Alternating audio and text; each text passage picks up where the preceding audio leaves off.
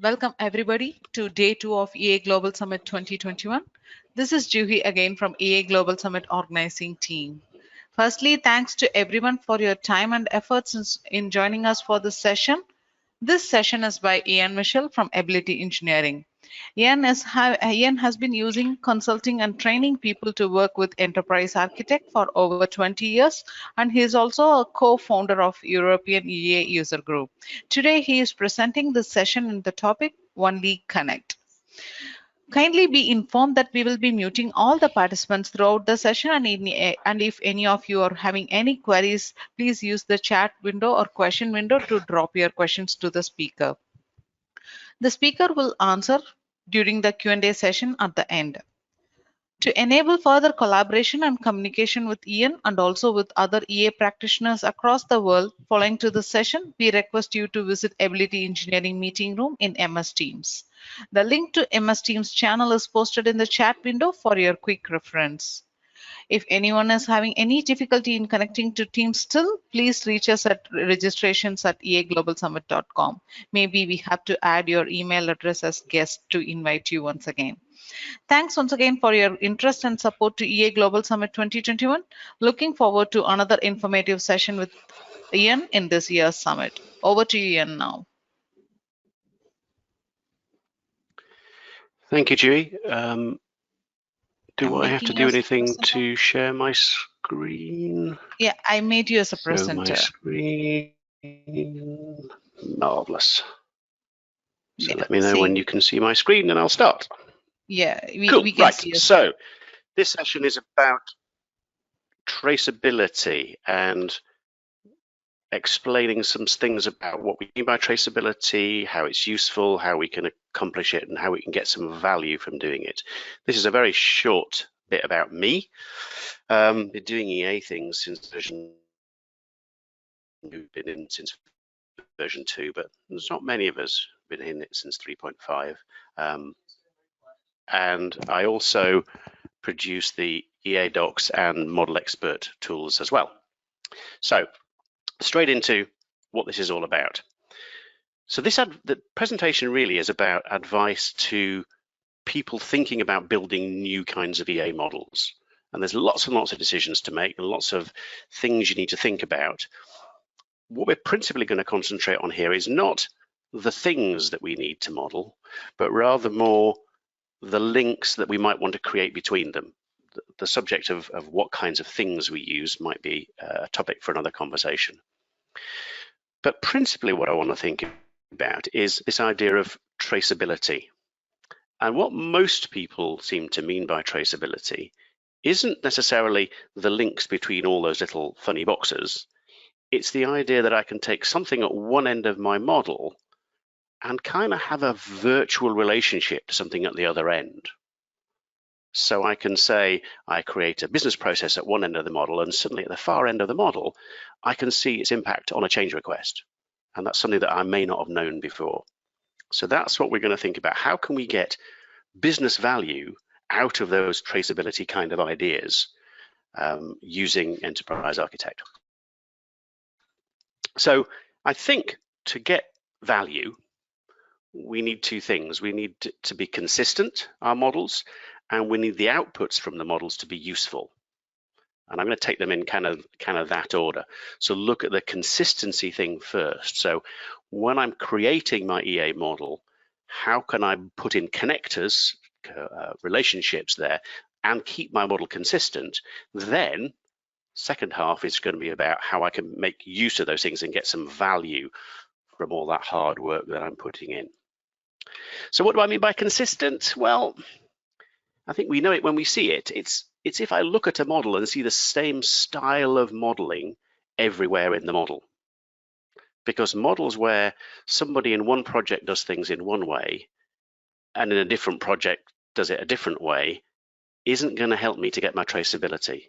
It may be brilliant for one project and terrible for the next one because they've done things in a different way. And we'll look in a second what some of those style things are that can help me to do that. Another thing I look for in consistency in models is, am I using the clever bits of EA or just the obvious and clear ones? Because there's lots and lots of clever bits of EA. Those of us who's been using it for a while will know. And I have to say, I learned some more clever bits of EA yesterday listening to Gillian. So I absolutely encourage you to go and listen to her again. I also think making it easy to learn for new people is going to make your life a lot easier. So if you do use clever bits and exotic ways of doing connections between elements, then it's going to be really hard to teach that to new people. And that means those people are more likely to get it wrong. So if it's obvious and clear, you're more likely to get that similar style everywhere else. And if you do all those things, you're probably going to make your models a little easier to manage, because only if it's easy to manage are you going to get that uniform kind of structure. So what this session is all about is consistency of connections, not the particular element types in between times. So the first thing we can say about connections is, well, EA's got lots of them because UML has lots of them and EA is a UML tool. So please learn what the UML connection types do. I do hear people quite a lot say, oh, I use EA, but I don't really know UML. And you think, wow, how crazy is that? It's a bit like saying, oh, I drive a car, but I don't know the rules of the road. And you can probably drive a car without knowing the rules of the road for quite a while until you crash into something. So it's really a terrible excuse. And it's not just knowing that there are these bunch of little funny arrow types, it's what they mean. What does EA mean by dependency or a realization or a composite or an association? Because if you're using these kind of connectors in a different way from what UML thinks they are, that's almost worse than useless, because a new person coming in would look at your model and go, oh, he's using inheritance. And actually, if you're using it to mean something different, that's terrible. So please learn these things. There's any amount of UML knowledge out there and tutorials and guides and stuff. It's been around for donkey's years. 1997, I think, UML was invented. So there's no excuse for not knowing that stuff. But if you absolutely think, having learned all about all these brilliant UML relationships, that you need a new one because you're special, okay, EA will let you create new kinds of connector, to express new kinds of relationship. So here I am in the properties of my connector, and EA says, oh, look, this little ... thing, I can create a stereotype. Now, most people have done this loads of times. Here's a great big long list of my stereotypes. In the perspectives drop down, I could change perspective and I'm going to get a different list. Again, refer to Gillian's presentation yesterday about how to make use of perspectives to keep these lists as small as possible. So if I'm allowed to, and I don't see what I need in there, I may be allowed to create a new stereotype. Now, bear in mind, this is one of the things I believe that you can restrict in the security settings of EA. So you might choose to say, for most users, you're not allowed to create a new stereotype. It's just for special people like you and me. So you could create your new stereotype, and that's great, because that now becomes part of the set of stereotypes that we're allowed to use. So if I come across next time and say, here's another connector, and I look on the stereotypes, there's my new stereotype in the list. So if I'm one of those people that's allowed to create new stereotypes, it's now on that menu of stuff that my other users can do. And this is going to really help, because if you allow new users to go and create new stereotypes all over the place, they will. And the consistency of your model is gone. So EA is really giving you absolutely every chance here to keep your model consistent. So you're going to have to really do some work to make it inconsistent. But you'll find plenty of users are prepared to put in the work to make the model inconsistent. So let's look a bit more about some of the other kinds of relationships, because that's what most of us mean. We mean a thing, a connector, another thing, maybe a stereotype. How hard can it be? What could possibly go wrong? Well, I've looked at probably, I must be more than 100 models in now, and models that I've looked at over the last 20 years. And so these are just a few things that I've seen of things that exist. EA will let you do, that UML says that you can do, so that's probably fine. Some of them are things to avoid. Some of them are things you might see that you might just have to deal with. So let's have a look at most of these. So We'll start with the multiple relationships. A perfectly sensible and reasonable thing to do as far as UML is concerned and as far as EA is concerned. So don't let you hear me say that you mustn't do this. It's absolutely fine. It's just making your model quite hard.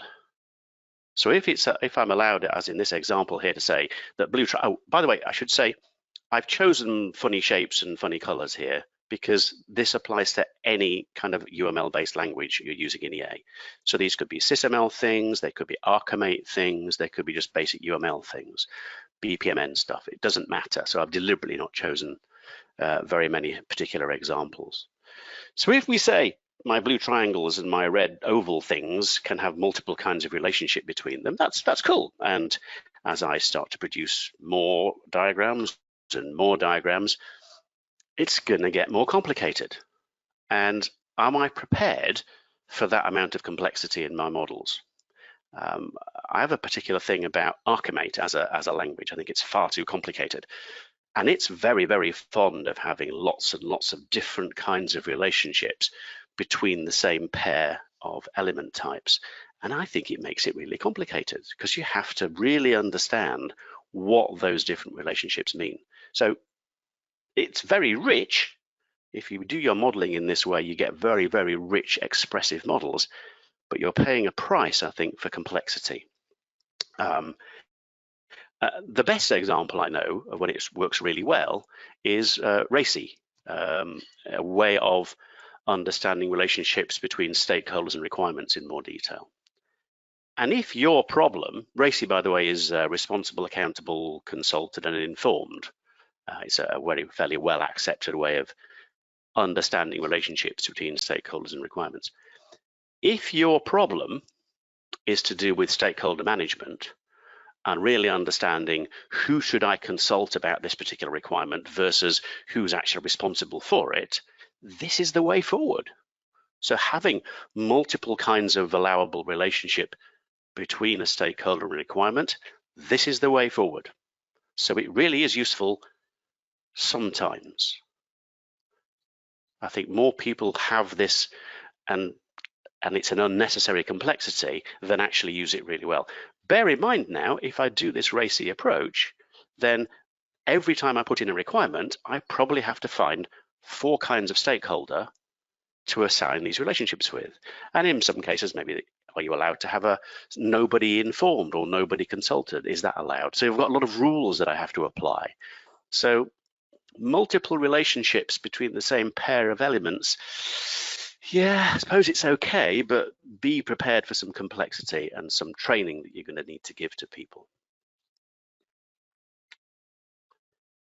A second kind of obscure one that we see quite a lot, because it's quite a neat feature of EA, which I rather like, is relationships just in the textual notes between elements. So if I look at this little twiddly bit here in the properties of my element, then I can say link it to something else.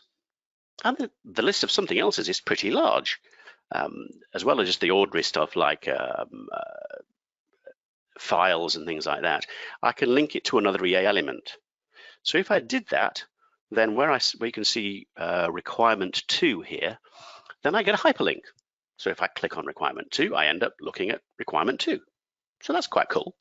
So effectively, I've created a relationship now, albeit via a hyperlink, between the requirement and requirement number 2. But it is a true hyperlink in the same way that you would see a hyperlink in web pages. If I change the name of the destination, as I have here, I've changed the name to be my other requirement, then the source up in my top requirement doesn't change. It still says requirement 2, even though the name of the thing I'm linking to has changed. Similarly, in my requirement 3 thing underneath there, that may lead to nowhere at all. I may have deleted requirement number 3. So not a perfect way of doing things, but it's kind of neat, I suppose, if you absolutely have to do it. Document generators, I don't know if all of them do, but certainly eaDocx will produce you a proper genuine hyperlink in your document if you print the details of these elements. But honestly, I wouldn't make it part of your standards if you're interested in traceability, because there is no traceability if this is the way you want to link things together. It's fine, it works, and it's okay, but really a very casual way of doing it. So here's what a next kind of relationship I might choose to create that EA lets me do. And a lot of UML languages use this technique. I don't quite know why they use it.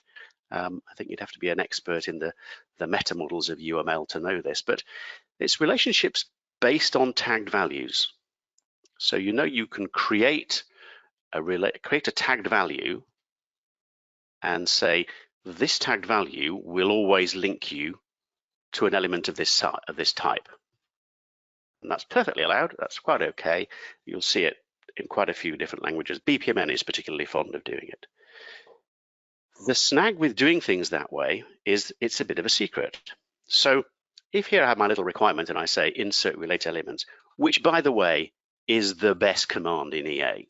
If anybody knows of a better one, please tell me. But in my view, this is the most powerful, the most useful single command in EA is insert relate elements. It lets EA do all the hard work of saying, what am I related to? And here you go. Here's a list of things that this particular requirement is related to, some features, another requirement, a risk, and a bunch of stakeholders in that RACI kind of world.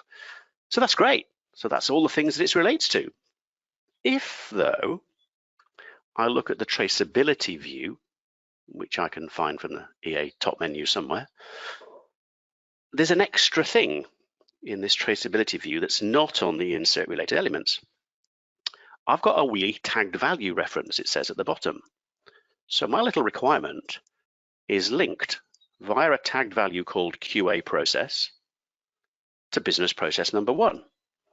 But that doesn't appear in the insert related elements because it's related in a kind of a different secrety kind of a way.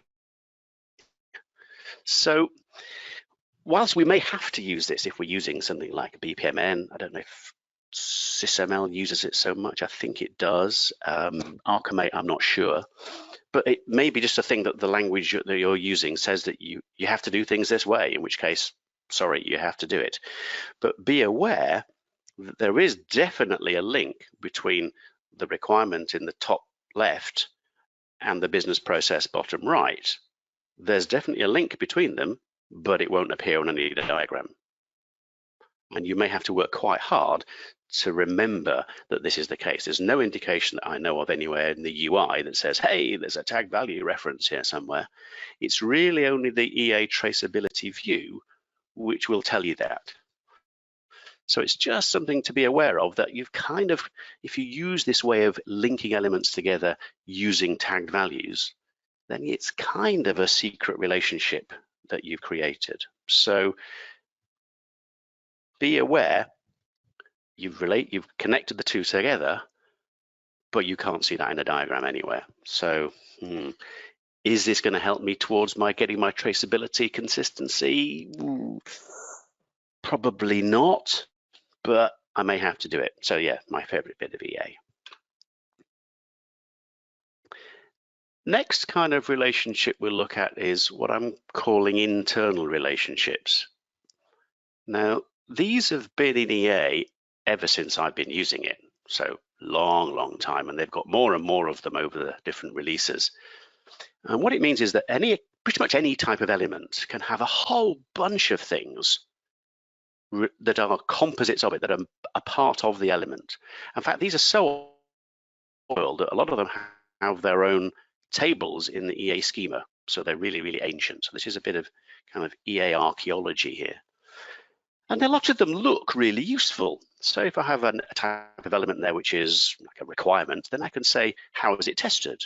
Or what are the internal issues, or the changes, or the defects and the tasks connected to that element? But remember, these are composites. Most of them, I think probably all of them, don't connect to anything else. So it's like a dead end. They're all part of the element. They're not a thing in their own right. So you could describe these as second-class elements. You can print them in eaDocx documents and other documents. You can see them through the user interface. But the main thing is you can't put them in a diagram. Now, for me, EA is all about diagrams. Diagrams is the way that we see what's happening inside our models. So anything that can't appear in a diagram to me is blooming useless. I'd make a few exceptions. The constraints on the left-hand side of there really probably do belong to an element. And things like scenarios, well, the scenarios are really part of a use case, so they probably have to exist. But it's just EA's implementation that says, hey, we're going to make these into a completely separate thing that you can't put on a diagram. So it's a bit naughty, really. And I would be very interested. I can't remember, and I hope the Prolaborate team, if they're listening, might be able to help me. Can you see any of this information in Prolaborate? Because I don't ever remember seeing any of it, which might give you an indication of how important these things are. Because there's pretty much always an alternative. So a quick digression before I show you that. There is an inspector view in EA where you can see them all. So you can see all the discussions and the requirements and the constraints and all those kinds of bits and pieces are all visible in that view. So there's a perfectly good bit of the EA user interface, but a special strange bit of the user interface just about those kinds of things.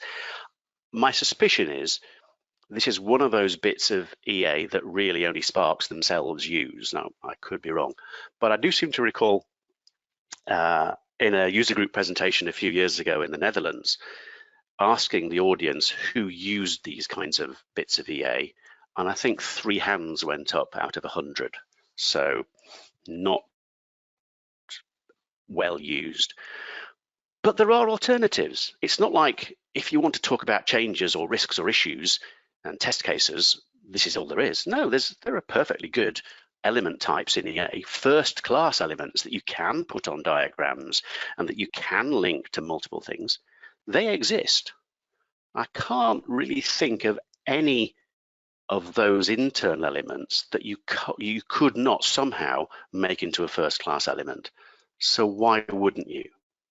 Because really, you've got to choose one way of doing it. If you're going to be consistent, if you're going to say, oh, well, we're going to have risks, we're going to document the risks or the changes or the issues in our model, how are we going to do it? Well, you either want to do it as children of each element or as first-class elements. You don't really want to be mixing the two. If you do it as on the right-hand side stuff, as first-class elements, then you can put it on a diagram. You can put it in a relationship matrix. You can join it to multiple different things. You can link it to other stuff, and life is good. The stuff on the left, well, it's just an old-fashioned, strange way of doing it. So I would say, if you're interested in traceability and you're interested in consistency, I wouldn't do it that way. You know, it's one of my least favorite bits. I'd be perfectly happy if EA took out nearly all of those bits, apart from pre and post conditions and scenarios and a couple of other things. But most of it, not great. I thought I'd better throw an extra bit in here because this is something that I've seen quite a few times where people get kind of in love with the whole idea of relationships and connecting things together, and then they find this little bit on the top right here that says I can put tagged values into my connectors. And this is great. I can put approval dates and authorization codes and all kinds of groovy things into my connector. This is often a sign, though, that what you're trying to do here is document a thing which is an element in its own right. So I think if you're saying I have an approved relationship between let's say my stakeholder and my requirement, then really is what I'm doing creating an approval element. And actually, because I'm not a big fan of that kind of UML compliant way of doing things, is it not better just to do it like I have it at the bottom there and say, this approval thing is connected to this stakeholder and this requirement. Nice and simple. So if you find that your relationships are getting a bit exotic and clever like that, maybe just make them into an element. So the final bit to look at then is what I'm going to call virtual relationships. Well, what the heck's a virtual relationship? But it's what EA is best at. And if everybody ever asks you, why is EA so much better than all the other tools? This is what you tell them, because this is the gold, this is the diamond at the middle of EA that makes it the best tool for doing what we do. This is why we all love it so much. Because if I take a diagram, and I get my little team over here, they're interested in blue triangles and red ovals, and so they draw diagrams like that. And another team, they draw diagrams like this. And they also have red things in, but they have green things as well. And another team over here are drawing green things and yellow things, and that's great. And they're all working quite happily amongst themselves, doing what they have to do, producing information for their projects. You and I know, though, this produces something magical, because I can now put all of those elements one after another onto as I've done here, onto a diagram, and they're all linked together. And that to me is the magic of EA. If there is the secret sauce of EA that says, effectively, I've created what you might call a virtual relationship between the blue triangle on the left-hand side and the yellow squarey thing on the right-hand side. And it is the best thing about EA. If you have 1 minute to explain why EA is the best thing to use to a database designer or a technical architect or an application architect or anybody else, this is the gold dust. This is what you tell them. That it may not be the best requirements management tool or the best business process design tool or the best enterprise architecture tool, but it does this. And doing this gives you insights into your business that no other single speciality tool will do. The slight drawback is virtual relationships don't exist in EA. I admit that is a slight problem. Some of you may be thinking, and because I have a special telepathic link to all of you who are listening to this, some of you are thinking, why don't I just create a connector between my blue triangle and my yellow thing? I admit, some of you were thinking that. A lot more of you are thinking, absolutely do not create a real connector between the blue triangle and the yellow thing, because that would be madness. Because I've now, if I did that, where my blue arrows are, if I build a real connector there, I've made myself an enormous problem. Because what happens if one of the intermediate links disappears? What happens if I delete my blue line? Does that mean the links in between disappear? So absolutely what I do not want to do is to create a real link instead of a virtual, because it is a virtual one. The virtual one only exists because of all the other ones. So it's a great shame EA doesn't implement this. So anybody from Sparx happens to be listening, if you could implement that, I can give you the secret sauce how to do that. It's pretty obvious. It just says my blue triangle links to an oval thing, which links to another thing and links to another thing, and here are the connectors that you're allowed to have between them. So it's all pretty straightforward. This is the gold dust in terms of business insight that says something at one end of my model relates to something way at the far end of a model, and in a way that I'd never imagined exists. So it's kind of an emergent property of EA. I get it for free, just if I've done my modeling consistently all the way through. And okay, it's hard work to keep it consistent to enable this sort of stuff to happen, but it can be done. I'll give you an example where this should have happened but didn't. In a large organization that Jackie and I used to work for many years ago, Jackie was tasked with outsourcing a call center. So the call center was an organization. In theory, we should have been able to say, oh, this organization, it runs these business processes, and these business processes require these use cases, and these use cases require these software systems. Therefore, the organization needs access to all these software systems, so we can put it in the contract. Of course, the organization concerned didn't understand all those intermediate links. More importantly, though, they were not interested in the working out. So remember when you did mathematics when you were small and you got marks for showing your working out? Well, here, I don't think you do get marks for showing your working out. If your business person is interested in how the blue triangles relate to the yellow things, they probably don't care how you got there. They care that the virtual relationship exists. So we'll have a little think now about how you can maintain that consistency and how you can get some value virtual connection.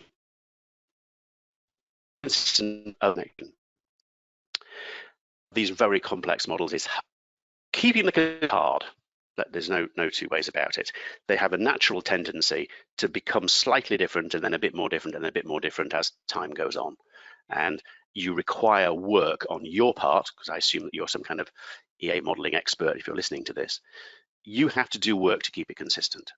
The best tool I know, which coincidentally I wrote, so it's pure coincidence, and I think Sparx in version 16 are going to get better at doing this, and about time too. But you can get Model Expert to help you to analyze your model and find out how you're doing things. So you've got a chance then, if you know exactly how stakeholders and requirements are linked together and the fact they link to features and risks and they do it in this way, then you have much more chance of saying, oh my goodness me, I just looked at this project and they've got a different way of relating stakeholders and requirements. I better go train them a bit more and get them back into doing things the right way. So Model Expert will help you fix it. Hopefully, I haven't listened to Tom's presentation about EA16, so I'm hoping there will be more stuff in there that will help us with this kind of consistency. Or you could take the nuclear option and start writing your own scripts and things, but hey, who's got that kind of time? So that's how I could maintain my consistency. I use only the sensible bits of EA. I try not to make my models too complicated. Try not to use these multiple links except where I need to. Definitely don't use the internal stuff. Try and avoid the secret links if I can, and just do things in a consistent way across the model and use tools to help me do that. So the second part then is how to make the output useful. And useful here means to the consumer of the information. So you and me, we don't get to decide what's useful. The person looking at the Prolaborate view or reading the document, they are the ones who say what is useful. So that's kind of an important lesson. Go to the people who are going to be receiving this knowledge and ask them, how do they want to see it? So here's some ways that we can view this traceability information. Well, simplest way, obviously, is the traceability view that EA gives us for free. So here it is. It says my requirement number 1 is needed by a bunch of stakeholders, and there's a risk there, and that risk is needed by stakeholder number 5. Ooh, interesting. And that depends on some more risks, and are down to requirement 42. So I can see all of those connectors. So each time I see an icon of an element, it's an element, and that's a connector, and that's an element, and that's a connector, and that's an element and a connector. So it's all perfectly straightforward, isn't it? My suggestion would be that's a view for an EA expert. I suspect if I show a stakeholder that view, who's maybe interested in the relationships between stakeholders and risks or requirements and other risks, it's a bit techie. So yeah, I use it all the time as an EA sort of expert. I wouldn't really say to give this to anybody who wasn't an EA expert. Prolaborate shows me pretty much the same information, but in a much, much more friendly way. So better looking kind of diagrams. I wish I could show you how these things float around and you can drag them around the page and stuff. It's a much, much sexier, much more, much easier to understand kind of a view. And it's giving me, beginning to get towards what I really want, which is the insight that thing at one end of my model has a kind of a virtual link to something at the other end. Now, I didn't get a chance to listen to the Prolaborate version 4 presentation yesterday, although I did got Jackie to take some notes for me, but I don't think it yet does this. So yeah, I could be misrepresenting Nizam here. By the way, remember, I am going to say something that disagrees with what Nizam said. So if you're sensitive about that kind of thing, you may want to cut down the audio now in case you don't want to hear that. So next way I can get some value from these things is documentation. Now, I know in a 21st century world of Prolaborate that documentation is seen as a bit old-fashioned, but 90% of the customers I come across still produce documents because documents is what makes the world go round, definitely. So eaDocx, that well-known document generator, actually can show your readers, your information consumers, it can show them virtual connectors. So if your model has blue triangles related to yellow things via a whole bunch of stuff in the middle, you can show them in the document just a simple blue triangles relate to yellow things. And even the yellow things can have a nice little hyperlink that shows them the more detail. You don't need to talk about the stuff in between, because they don't probably care about the in-between. They care about the blue triangles and the yellow things. So eaDocx will let you take away all that internal complexity. It's still following the links.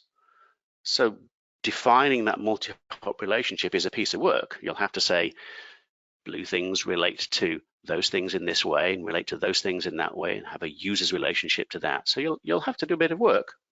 But as far as the consumer of the information is concerned, they don't care. So that's all good. This is where I'm afraid I have to disagree with Nizam. He said yesterday, I think, that if you want to do collaboration using Word documents, then all you have to do is you have to put lots of comments on there and then put them into spreadsheets and stuff. Well, you don't, remember, Nizam. With the eaDocx, you can create a document that people can collaborate on. You can send all of the different versions of those Word documents with comments and changes on into eaDocx Revision Manager, and it will make sense of them all and even make the changes in EA for you. So that's just a bit of a side issue. So see me afterwards, Nizam. And finally, final view of getting value from these relationships is there is a model expert view called the Advanced Relationship Matrix, where you can take the same definition of the multi-hop relationships, that A links to B, which links to C, which links to D, and show it as just a simple matrix of A relates to D, without all the intermediate stuff. Now, obviously, you can't edit it, because what you'd be editing would be 15 connectors across 14 different elements potentially. But at least it shows you that the relationship exists. Now, again, this might be in future versions of Prolaborate. I don't know. I don't think it's in EA at the moment at all. So it is possible to use connectors in a sensible way if you keep it simple and get good value from all this work you're doing in EA from these end-to-end kind of traceability views, and get value out of EA, and maybe in ways that you didn't even think you would. So here's, just to finish off with, a few of my kind of personal rules for using connectors in a sensible way. First of all, reuse before you invent. Understand what those UML connector types mean and use them in the way that the inventors of that intended. And if you have to produce stereotypes, then okay, but don't let everybody do it. The second that we talked about is just use an ordinary connector. Ordinary connectors and first-class elements you can put on a diagram. If you can, avoid the tagged value ones. The textual ones are just there for a bit of fun, really, just a bit of readability, but don't use it, and really don't use those internal relationship things, because it's a dead end in terms of information. You're going to have to work hard to maintain the consistency of your models. That's not free. You don't get this end-to-end traceability thing for nothing. Even if you start being able to do it, it won't last. So you're going to need a model expert or similar tools. And again, I'm hoping that EA16 will have some more management stuff that will help us all to do this. In the meantime, model expert can help you to do that. It's a free download, by the way, so there's no excuse for not using it. And finally, you're going to have to get the consumers of your information to tell you how they want to see it. So yes, there is a role here for smart documents that squash up what these relationships represent. There's model expert that let you see that in a relationship matrix, probably not an end user kind of tool. And there's Prolaborate. And Prolaborate gets better and better with every release at letting people see this kind of information. So if you do all those things, then I think there's a good chance that your models will be more useful than you think they will be. You can still produce good models for individual projects, but when you add all the bits together, you'll get something even smarter. And that's really, to me, what EA is all about. It's about working smarter. So that's about all I'm going to say. Back to Dewey, I think, to see if there are any questions I can answer in the last 5 minutes or so.